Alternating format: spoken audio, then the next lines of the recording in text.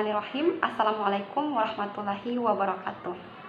Perkenalkan, nama saya Nasti dengan NIM 191410970. Saya dari Prodi Pendidikan Biologi Universitas 19 November Kolaka. Tujuan pembuatan video ini untuk memenuhi salah satu tugas mata kuliah saya, yakni mata kuliah Media dan Sumber Pembelajaran. Jadi di sini saya akan mempresentasikan materi media dan sumber pembelajaran. Jadi arti kata dari media itu sendiri merupakan perantara. Media merupakan alat perantara dari sumber informasi ke penerima informasi. Dengan kata lain atau secara luas, media itu merupakan alat perantara yang digunakan seorang guru dalam menyampaikan informasi kepada para peserta didiknya untuk mencapai tujuan dari proses pembelajaran. Nah, untuk macam-macam atau untuk media sendiri itu ada berbagai macam. Ada yang kemudian media visual, media audio, media visual audio, media realia, dan media cetak. Nah, pada kesempatan kali ini saya akan menjelaskan media realia. Media realia merupakan media berupa benda yang dapat ditampilkan secara nyata untuk dijadikan sebagai bahan atau sumber ajar. Jadi misalkan dalam pembelajaran biologi, saya sedang mengajar di dalam kelas dengan materi tumbuhan tinggi. Jadi saya bisa mengambil salah satu jenis tumbuhan tinggi dan kemudian dibawa ke dalam kelas dan diperlihatkan kepada semua peserta didik, dan kemudian ditunjukkan ternyata tumbuhan tinggi itu memiliki daun, kemudian akar seperti ini, batang, itu yang dimaksud dengan tumbuhan tinggi. Hal tersebut saya lakukan agar kemudian para peserta didik saya itu paham dengan yang saya jelaskan. Oke, sekarang kita masuk pada macam-macam dari media realia. Untuk yang pertama, ada media segar. Yang dimaksud dengan media segar itu merupakan objek yang dapat ditunjukkan langsung keadaan yang sebenarnya. Misalkan nih, kita kaitkan dengan pembelajaran biologi. Sekarang kita sedang mengajar ekosistem persawahan. Nah, kita bisa membawa seluruh peserta didik kita langsung ke persawahan. Jadi mereka bisa tahu, oh ternyata ekosistem persawahan itu seperti ini. Organisme-organisme yang berperan di dalamnya itu seperti ini. Jadi mereka bisa lebih paham karena objeknya itu sudah kita tampangkan langsung di hadapan mereka. Itu salah satu contoh dari media segar. Oke, selanjutnya itu ada media awetan. Nah, media awetan itu kan dia terbagi dua. Ada media awetan kering dan ada media awetan basah. Untuk awetan kering itu dia merupakan awetan tumbuhan atau benda yang dikeringkan, baik itu menggunakan awetan atau tidak. Misalkan nih, kalau dalam pembelajaran biologi kita ingin mengidentifikasi suatu tanaman, kita kan tidak bisa membawa para peserta didik kita langsung ke hutan, misalkan tempat tumbuhan itu berada. Nah, untuk mengefisienkan atau lebih efisiennya itu, kita bisa mengambil tumbuhan tersebut kemudian kita awetkan menjadi awetan kering dan kita tunjukkan kepada peserta didik kita. Kemudian yang kedua, tadi awetan basah.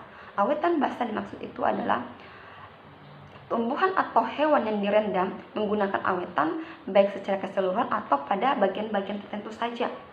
Misalkan kita sedang meneliti mengidentifikasi hewan laut yang berada di dasar laut. Nah, kita juga tidak bisa membawa para peserta didik kita ke laut langsung, apalagi ke dasar laut. Itu bisa membahayakan keselamatan mereka. Jadi kita bisa membuat awetan basah dan kemudian kita tunjukkan ke dalam kelas kepada peserta didik kita. Itu dinilai lebih efisien. Kemudian yang ketiga, tentang model. Jadi model itu dapat digunakan dengan melewati beberapa pertimbangan. Nah, pertimbangan yang pertama, misalkan objek yang kita gunakan itu terlalu besar. Seperti ini, misalkan di awal tadi kita sudah membahas tentang ekosistem persawahan. Kita kan tidak bisa langsung menghadirkan ekosistem sawah itu langsung di depan kelas. Nah, tidak bisa kan? Jadi kita harus membuat ekosistem persawahan dengan menggunakan model atau alat peraga agar kemudian bisa ditunjukkan kepada peserta didik kita. Begitupun pertimbangan yang kedua, misalkan nih objek yang kita gunakan itu terlalu kecil, seperti misalnya sel. Kita kan tidak bisa menghadirkan langsung nih selnya itu seperti ini kalau diamati. Jadi caranya itu kita bisa membuat model atau alat peraga dengan menunjukkan struktur sel, organ-organel sel, itu lebih efisien. Oke, untuk lebih jelasnya lagi, di sini saya punya satu contoh media realia. Ini itu tumbuhan yang sudah saya keringkan dengan namanya itu tumbuhan tembelekan yang mempunyai nama Latin Lantana camara. Untuk bentuknya sendiri bisa diperhatikan seperti ini. Ini tumbuhan tembelekan. Jadi tumbuhan tembelekan ini yang saya tampilkan ini itu bisa dijadikan sebagai media realia yang bisa teman-teman perlihatkan kepada peserta didik. Bedanya tembelekan yang saya tunjukkan ini itu prosesnya itu melalui simplisia, bukan melalui herbarium. Tumbuhan tembelekan dengan proses simplisia ini itu berbeda dengan yang herbarium. Nah, simplisia sendiri itu merupakan bahan alami yang digunakan untuk obat dan belum melewati proses pengolahan apapun. Dengan kata lain, bahan yang sudah kering. Ya, kurang lebih seperti itu. Jadi tumbuhan tembelekan itu kan tanaman liar nih, tetapi ternyata tumbuhan tembelekan ini memiliki banyak kandungan kimia yang sangat bermanfaat. Kandungan kimianya itu seperti karbohidrat, protein, asam atsiri, dan masih banyak lagi yang lainnya. Juga tumbuhan tembelekan ini itu dapat dikatakan sebagai bahan herbal yang beraktivitas sebagai antibakteri.